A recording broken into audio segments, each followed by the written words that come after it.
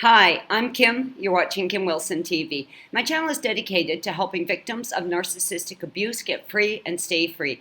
Before I get going with this video, I just want to take a moment to thank our friend Felicia very much for your donation to our channel's PayPal account. Your donations to the channel keep the channel going and keep the channel growing. Thank you so much, Felicia. Certainly, we all understand the long-term impacts of financial abuse, and many comments were made, it's not about the money. And I get that. Like, I felt that way too. It really wasn't about the money. It was really about the things that money can provide us with: stable housing, having our medical needs met, having transportation, reliable source of transportation. All of these things do depend on the amount of money we have coming in, how much of our savings we have left, etc. So though it's not, for most empaths about the money, so to speak, it is about the security that having a bit of money, offers us. And when you're heartbroken, when you're confused, disorientated, you're in a state of total cognitive dissonance, you've got heightened levels of stress and anxiety, you're heartbroken, you can't make heads or tails of it, and now you find your life in a worse state of control because you don't have stable housing, reliable transportation, food you need, medical needs. There are many, many survivors living in their cars. Now, I'm going to tell you, as a group here, you see someone's name come up, you recognize that name as a fellow friend here at the channel, you read their comments, you reply to their comments, and possibly, like I did, I just assumed, they had a roof over their head. I cannot tell you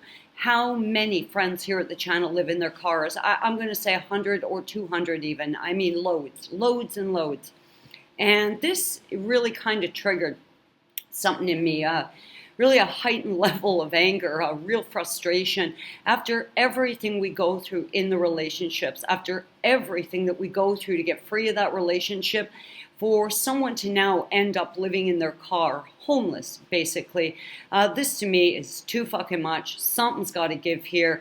It just makes me wonder, where's the justice system? Where's social services in a case like this? Where's the help that people need? And all too often there is none, and that's why people are living in their cars. Now, I have been kind of stuck in this perpetual state of thinking or believing that as soon as I feel better, as soon as my confidence comes up, as soon as, I'm farther down my healing journey, I'm going to restore my life. Well, this was a lie. This was a lie I was telling myself, and I hope I wasn't reflecting that lie out on you guys, because I certainly do try to be honest, but my personal experience, of course, has been a series of highs and lows and ups and downs and peaks and valleys. And, it's been an incredible growth journey, a tremendous journey of educating myself. And so much of that education comes from my personal experience. Now, I was believing that, yes, I could restore my life. Yes, I could restore my career. Yes, I could be successful again. As soon as I'm feeling better, as soon as my confidence, is on a more stable foundation, I'm going to do all of that. But the truth is this: that day's never going to come. That day never came for me. 2 years had passed in Canada, another 8 months here in Mexico, and waiting for something to change, waiting for that break in my psyche. Well, it never came. It was not until I took absolute action and the ball started rolling. It was the ball rolling. It was the, active steps to get my life back together again that then started to boost my confidence. What comes first, the chicken or the egg? Well, your confidence isn't going to come up as long as you're feeling like you're waiting for something to happen.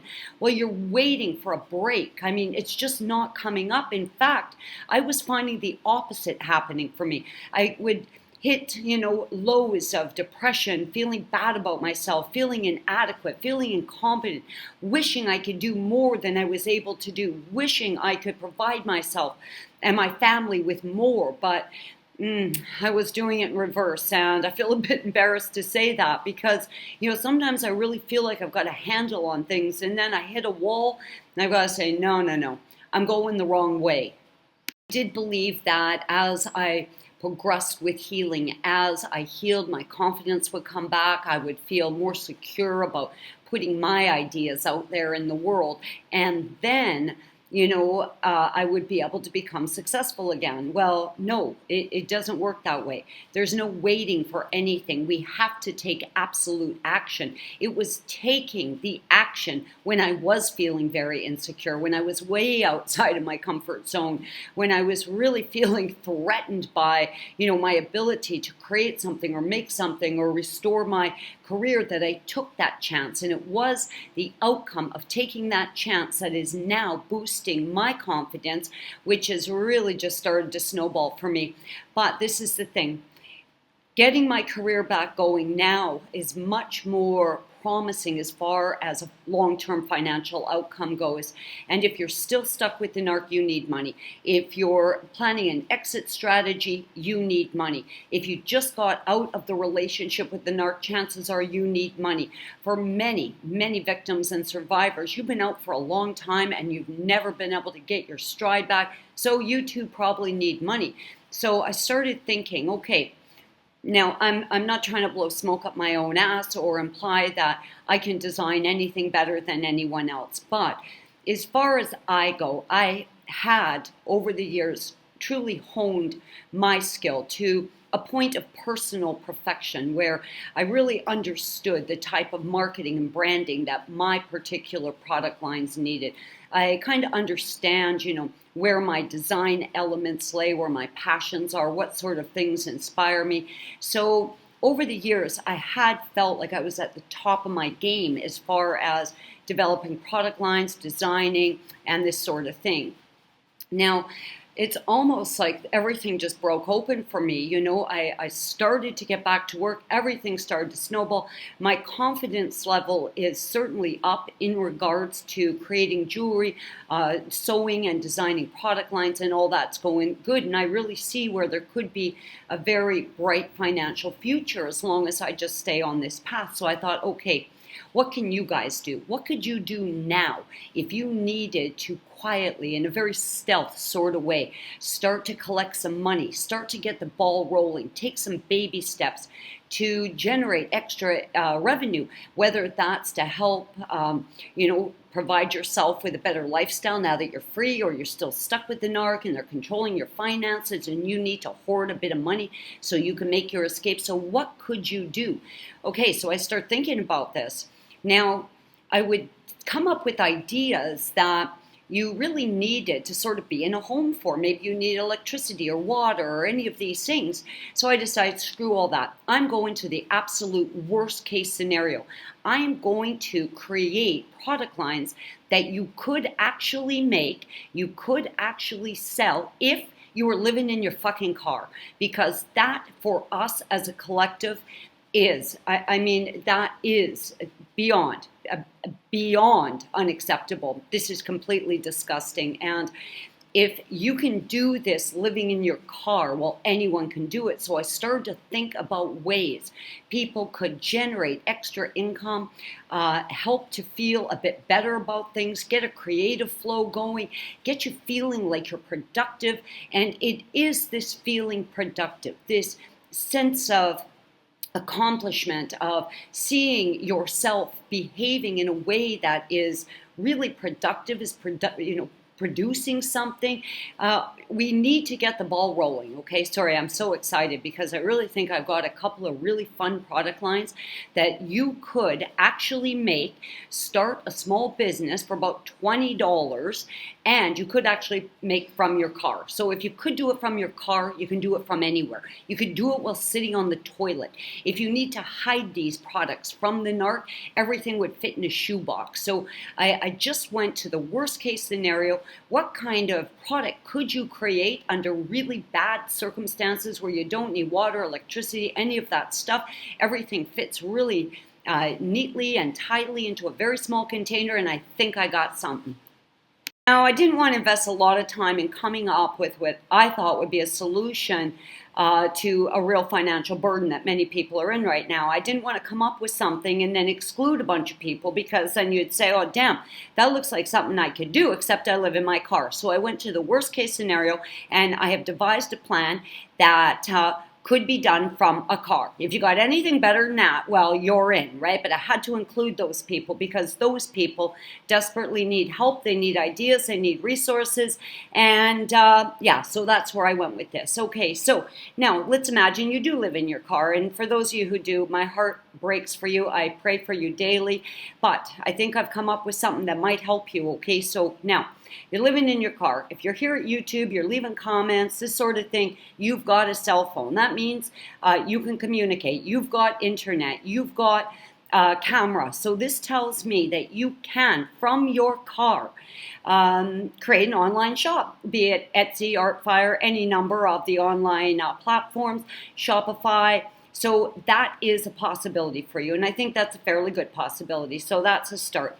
Second of all, you can attend farmers markets, church fairs, any of these types of public markets. That too you can do. So that's a second option for selling your handmade product line. A third option, of course, is to go to retailers. And don't be afraid. Retailers expect producers of product and wholesalers to walk into their stores. So you go into the retailer, you say, hello, this is my product line, this is the cost per half dozen or 1 dozen, and you try to sell it to them right there on the spot and then give them the product. Or you can make an arrangement to sell on consignment, which means they don't put any money up front. You put a little display in their store, tell them you'll pop in once a week to collect the proceeds from the sales minus their commission, and then you replace the ones that have been sold. Now, this can be fairly lucrative from one store, but you can have your product line in 4, 6, 8, 12 stores, and one day a month, that's what you do. You go around, you replace sold inventory, you pick up your money, and if you've got revenue coming in from, lots of stores, well, this is going to get you some money, and this is going to get a roof over your head sooner. This is going to help you push your exit strategy forward and get you free from the narc. So anyways, those are the ways you can sell it. Now on to the product line. Okay, so I had to come up with something that was going to be really, really low cost to start. I had to come up with something that was lightweight, that could easily be contained, that you didn't need electricity or water or any of these things for, and this is what I've come up with. Okay, these are zipper pulls. This is a little pom-pom one.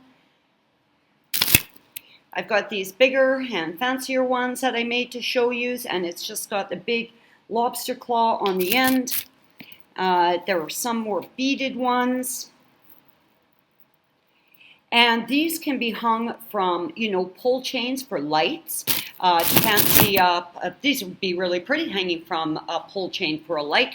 You can hang these on the knobs for your dresser. You can use them to unzip your hoodies or jackets or whatever. You can attach these to your zippers on your purse or hang them as decoration. You can hang this from your rear view mirror if you want. So these are really fun and interesting little product lines, but they're very lightweight, they're very compact, they're very inexpensive to make. So I've got my pom-poms, and I just keep them in these like plastic Tupperware containers, and I get these containers 4 for $1 with the lids at the dollar store. So those are very inexpensive. Pom-poms are also very inexpensive. And now I used a multitude of colors here to save money doing this, because I actually got all this set up for $20, containers included. I did not buy independent bags of colors because I've got about 50 colors, and though it's only about $1 for a bag of these glass seed beads, you guys see those? I would have ended up spending like $20, but I didn't do that. I went and I got a bag of mixed colors. So I don't know if you can see this, but all of those colors there came in this one pack. So instead of needing to buy 20 colors, I just bought one pack of assorted colors. Now, I don't know how you guys feel about these, but I did a little bit of research on zipper pulls. I have started with these 3 styles. And oh, they go together super fast. I mean, some are quite frivolous with the fringe, and you could do them anyway, right? I mean, you can make them all one of a kind. Okay, so I'm doing a little bit of research on this. So I go to Etsy, I find a shop that sells only zipper pulls. Just a wide variety of them, chains hanging, little charms on them, all kinds of things, right? She's like the zipper pull lady. She makes these with the lobster claw, and that is what that hook is called. That's a lobster claw. Okay, so anyways, she opened her store in late 2016. We're now halfway through 2018, and she has thus far sold almost 19,000 of them, ranging in price from $8 to $24. So I thought that was really, really hopeful. So zipper pulls are selling, and if you make them really cute and fun and festive, there's no reason why retailers won't sell them for you, or you wouldn't do tremendously well with them at a farmer's market, craft fair, or anything like this. Okay, so I'll show you what you need. You need some pom-poms. They were very inexpensive. You need some containers. I just find containers to be very easy. You need an assorted color of beads. You need some sequins. Now, I went with gold because my lobster claws are gold, but if you were using silver lobster claws, I would get just sequins. God, these things are dirt cheap. Why you need the sequins is because you're going to run pins, maybe you'll run fishing line or whatever it is, through your pom-pom, but you don't want the pin to go right through. So you can see here that it holds it on, right? So there's a bead on the end, and then the sequin, so it doesn't pull through. It adds a little, shimmer, and extremely, extremely inexpensive. You need lobster claws, and you need a pin. This is called an eye pin, and they're going to sell this at Michael's, or the dollar stores are probably going to sell these. And I'm going to show you guys how this works. Pliers, you don't need the cutters, because if you get these ones, the cutter is going to be in it, so you can actually save that. So I think in total, some colored beads, the pom-poms, the sequins, the pliers, these, the lobster claws.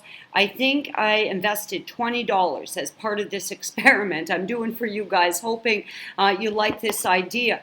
I started calculating, and I started doing some math on this. If you can make $8 to $12 on each one, and you've got these, in 5 or 6 or 8 stores, and you're attending the odd farmer's market. Now, if the narc's still controlling your life, you may not be able to get out to the farmer's market, but certainly once a month, you can scoot around to your stores, replace inventory, and gather up your money and go stash it.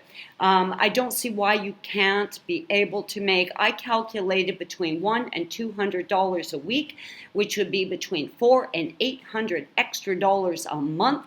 And it took me 7 months to execute my exit strategy. So say you got to go that whole distance, the same as I did. I thought 7 months was a long time to get the hell out of there. But even if you had to make that long 7-month journey to freedom, an extra $800 a month, that would be fabulous. Like, that would really, really help you. You could leave. You could get on a bus. You could get a couple of car repairs done if you needed to. You could put gas in your car. You could get yourself to safety. And if you have kids, this money would be very, very handy for you. A lot of product lines, to me, are a bit more risky, and the reason I say this is they could be, age-specific, gender-specific, whatever. I mean, if you're making a children's product, they're kind of specific to kids, but this is a pretty generic sort of product. I mean, a man could buy this for a woman, a man could buy this for another man, women can buy these, old people, young people, I mean, they're just a lot of fun. A grandmother could buy this for her little granddaughter, and she could clip it on her backpack to fancy it up a little bit. You could use it in home decor. You can use it in fashion. There's a lot of ways you could use it. So I thought it was pretty safe, pretty generic, very low cost to start. And if you look around online, anyone who is making these polls is selling tons of them. So this to me was very, very helpful, and I hope this helps you guys. And the thing is, if you've been feeling stuck creatively, if you've been feeling bad, depressed, waiting for something to break, this could be the thing that causes that break, where you now feel like, shit, I'm doing something. I'm taking action here. I'm developing a small business, and there's going to be pride in that. This is going to be confidence building. It might just be that kick in the pants that you need to get moving with your life, because if you're waiting for something to break like I was, nothing breaks. You've got to take these steps. So now I'm going to show you very simply how to put it together. Before we get going, I just want to go over a short list of supplies that you will need. You will need sequins. I would go with a metal tone, either gold, silver, or an antique bronze. They're all going to be available, and that should be dependent on the color of your lobster clasps, and you want that to be fairly big. I've also got a jump ring in here. These are called jump rings. You can get all of these at the dollar store, and you're going to need a bag of jump rings. That's a fairly big one. That's probably a 7 or an 8 mil jump ring. That's also going to be very useful. You need some color beads. You need eye pins and head pins. One's got a head, one's got a circle on the end. Something else, something else you're going to need. This is called a crimp, and they're going to sell this at the dollar store too. It'd be very hard to show you this because they're very tiny, but it is a tiny little gold bead. It looks like a glass seed bead, but it is actually metal. And where the glass seed bead is going to be kind of rounded out on the inside, these are very sharp, like really clean on the inside, and it's metal. It is what's holding everything together there. Can you see right in there? Right in there. Okay, so you slide that on. You then take your pliers and you just pinch it flat, and that will hold everything down. These. Okay, so this is a little cap that I got. This one's plastic just to keep the weight down. They were very inexpensive, and I got a small tube of E6000 glue. What my tassels are made out of, to make it fast and easy. Now, if you live in your car, you don't want to be, in a big production. You want to keep it fast and easy. So what I did was I lined up 6 of these. These are little bales of embroidery floss, and I think we all know what embroidery floss is. Embroidery floss is just those little bales of thread that people do embroidery with. They're very, very inexpensive, probably 25 or 30 cents a piece. In fact, you can often find bags of them at thrift stores and things like that for 5 cents a piece. So what I did is I took my embroidery bale, I removed the paper ends, I folded in half, I tied it up, and I just put the E6000 glue in and shoved it up, and I give it a little like that, and we're good to go. We're off to the races. Again, I would just have all your metal colors matching. Now, of course, when it comes to handmade products, there are no hard and fast rules, except for one, and there is one that, to me, really defines a well-made craft versus one where the assembly skill set was a bit lower. Now, that is going to be the loop on a pin, and people seem to struggle with this. So I'm going to show you how to do this. I'm going to use one of my pom-poms. Now, my pom-poms have a plastic center tube in them, and I really love these ones. Sometimes they get a little bit flat in the bag, but look, they just puff up really nice. Okay, so I have my eye pin, and make sure you get eye pins long enough to go all the way through your pom-poms. First, you're going to just put a bead, and of course I'm using a color assortment of beads, so I'm not even paying attention when I'm putting the beads on. I don't care what color it is. Now, a sequin is going to be cupped, so I want it to be cupped up on the bottom and cupped down on the top. So I'm going to put that on. Now, my pin is a little short for this tube. It's not leaving me a lot of room to make a loop, so I'm just going to cut that off a tiny bit just to get me the extra room that I need. So now in goes my pom-pom, and now we're going to go in reverse, back with the sequin, and just with a random bead, whatever color I come up with. Okay, so that's a big part of this. Now, you're going to stick your finger right in against the bead and the pin, and you're going to fold that pin down over your fingernail.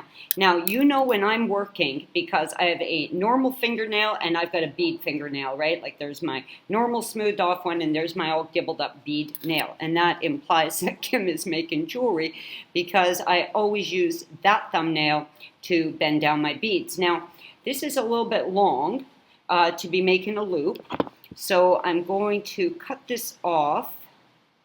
Now, I've cut off a million of these, so I know exactly where I'm cutting, but I'm just leaving myself a little bit of end on it. Now, these are miraculous things because, of course, they're shaped. So if I want to make a very small loop, I'm going to be way down on the end where it's very tiny. But I want to make a slightly larger one, so I'm going to come back a bit.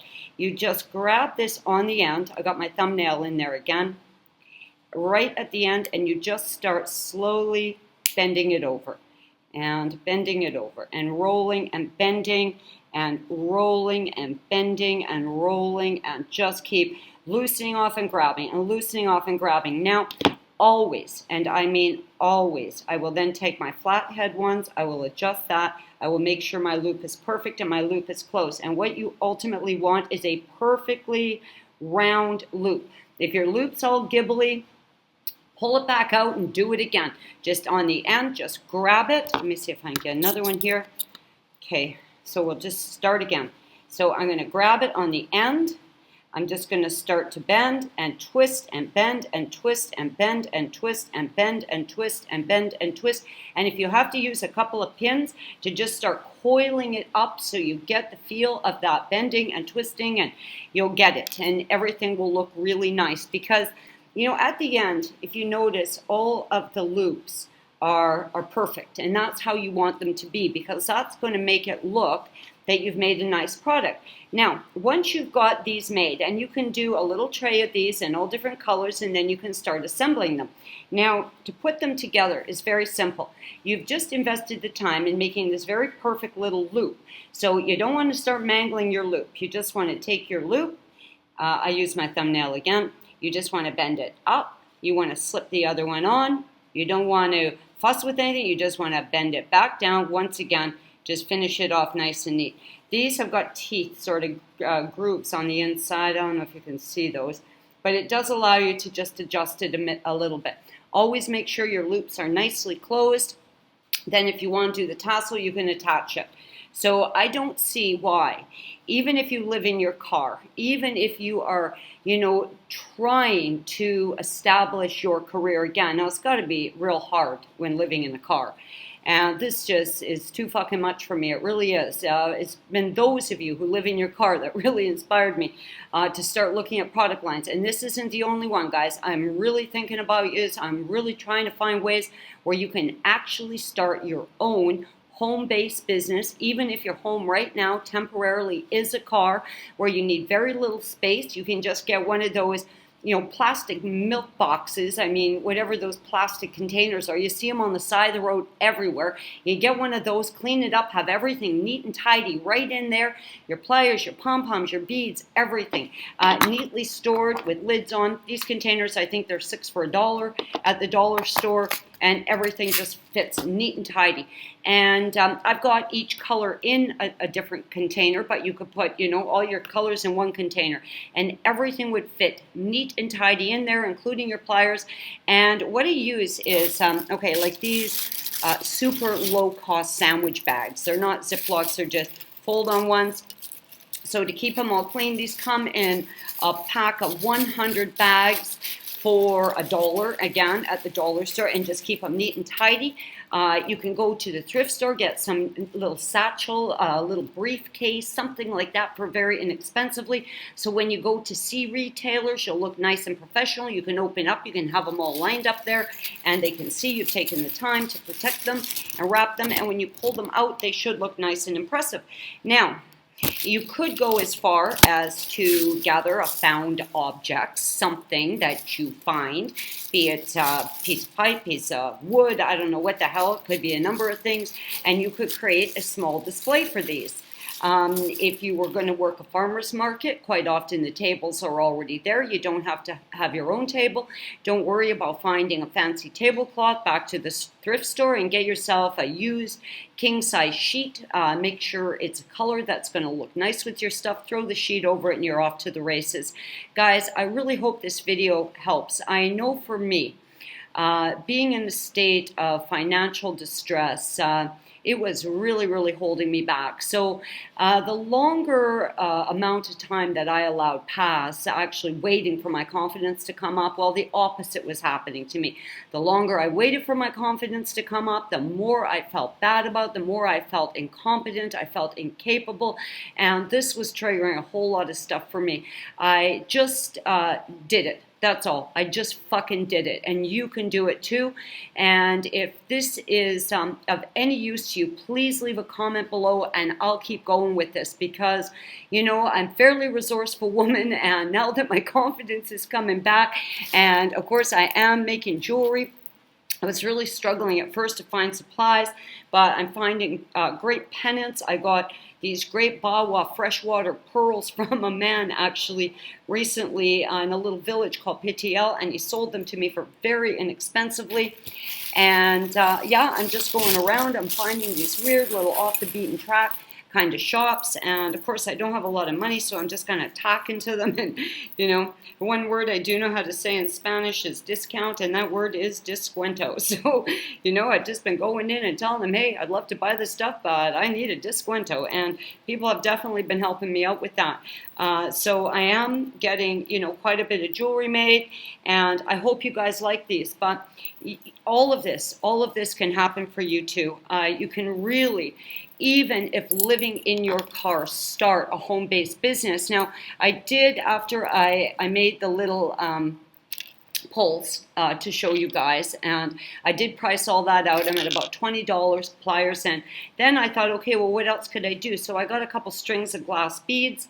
I've got some elastic. This is jeweler's elastic, and it's kind of imperative that you use that. It's all sealed up with one of those crimps, so you can reuse the same kind of products. And I just attached some pom-poms to the bracelets, and you can wear them single or you can wear a big cluster of them, and I think they're really fun and really cute, and you can wear 1 or 10 or whatever you want to do.